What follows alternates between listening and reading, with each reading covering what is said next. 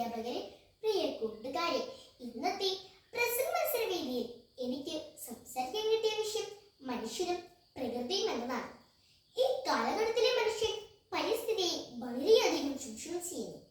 ഓരോ കുന്നുകളും പുഴകളുമൊക്കെ ഓരോരോ വീടുകളായി തുടങ്ങി.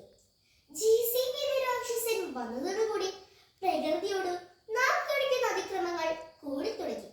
പ്രകൃതി മാതാവെന്ന സത്യം നാം ആരും തന്നെ തിരിച്ചറിയുന്നില്ല. ഗാന്ധിജി പറഞ്ഞതുപോലെ നമുക്ക് ആവശ്യമുള്ളതെല്ലാം ഈ ഭൂമിയിൽ തന്നെയുണ്ട്. എന്നാൽ അത്യാഗ്രഹത്തിലുള്ളത് ഇല്ലാതായി. മനുഷ്യൻ അനുദിന മരങ്ങൾ മുറിക്കുന്നു, കുന്നുകൾ ഇടിക്കുന്നു. എവിടെ തന്നെ നോക്കിയാലും മാലിന്യ കൂമ്പാരങ്ങൾ. കേരളത്തിലെ